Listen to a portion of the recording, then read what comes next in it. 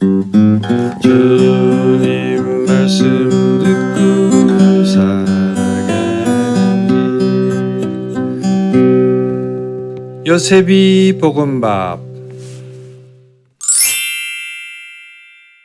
참 예수님, 마르코가 전한 거룩한 복음 4장 1절에서 20절까지의 말씀입니다. 그때에 예수님께서 호숫가에서 가르치기 시작하셨다.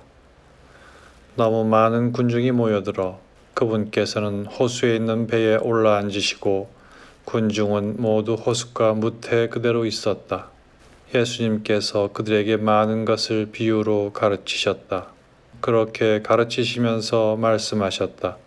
자, 들어보아라. 씨 뿌리는 사람이 씨를 뿌리러 나갔다. 그가 씨를 뿌리는데 어떤 것은 길에 떨어져 새들이 와서 먹어버렸다. 어떤 것은 흙이 많지 않은 돌밭에 떨어졌다. 흙이 깊지 않아 싹은 곧 돋아났지만 해가 솟아오르자 타고 말았다. 뿌리가 없어서 말라버린 것이다. 또 어떤 것은 가시덤불 속에 떨어졌는데 가시덤불이 자라면서 숨을 막아버려 열매를 맺지 못하였다. 그러나 어떤 것들은 좋은 땅에 떨어져 싹이 나고 자라서 열매를 맺었다.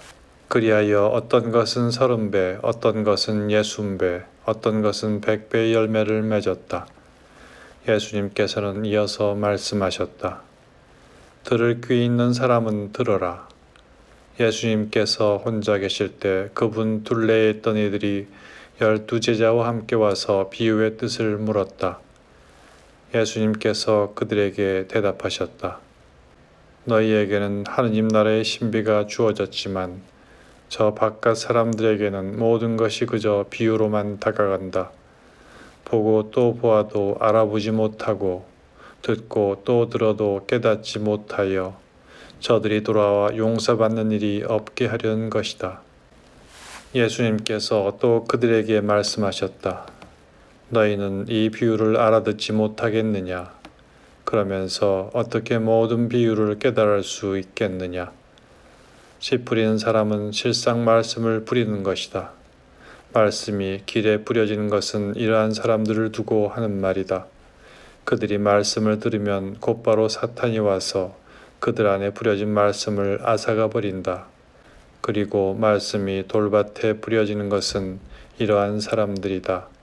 그들은 말씀을 들으면 곧 기쁘게 받는다. 그러나 그들에게 뿌리가 없어서 오래가지 못한다. 그래서 말씀 때문에 환난이나 박해가 일어나면 곧 걸려 넘어지고 만다. 말씀이 가시덤불 속에 뿌려지는 것은 또 다른 사람들이다. 이들은 말씀을 듣기는 하지만 세상 걱정과 재물의 유혹과 그 밖에 여러 가지 욕심이 들어가 그 말씀의 숨을 막아버려 열매를 맺지 못한다. 그러나 말씀이 좋은 땅에 뿌려진 것은 이러한 사람들이다. 그들은 말씀을 듣고 받아들여 어떤 이는 30배, 어떤 이는 60배, 어떤 이는 100배의 열매를 맺는다.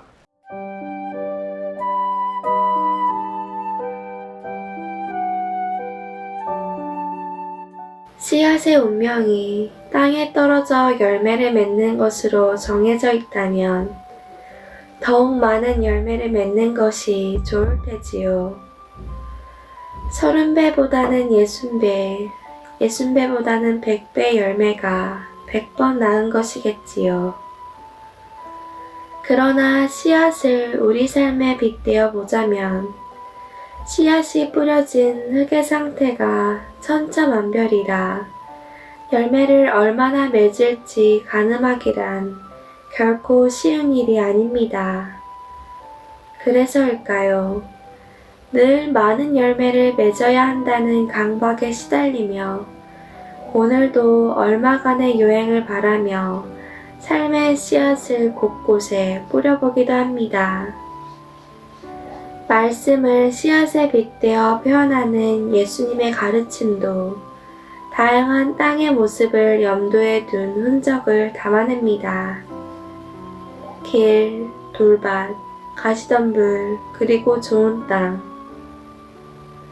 어찌 보면 자신의 의지와 상관없이 길과 돌밭, 가시덤불에 떨어져 버린 말씀의 씨앗은 온갖 역경에 내던져진 가엾은 존재일 수 있습니다.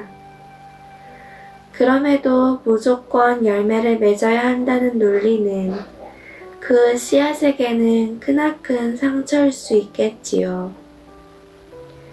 교회 역사 속에 열매 맺지 못한 말씀의 씨앗도 있었지만 말씀은 끊이지 않고 우리 신앙인의 삶 속에 울려 퍼졌습니다.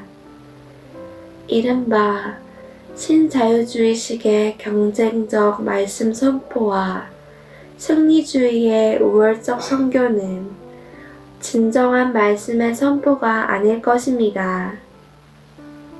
말씀은 길과 돌밭, 가시덤불 속에서 뿌려졌고 그런 말씀의 아픔들이 있었기에 어딘가에 열매를 맺는 말씀의 기쁨들이 생겨난 것이겠지요.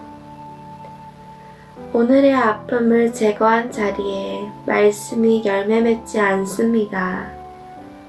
아픔 속에 아파하는 이들 덕택에 오늘의 신앙이 따사로운 햇살 속에 무럭무럭 자라는 것입니다.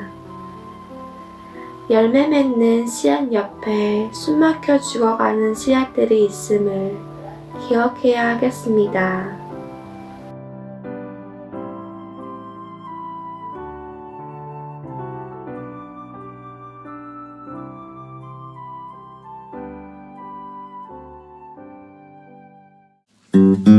주님 말씀 듣고 살아가니 요셉이 볶음밥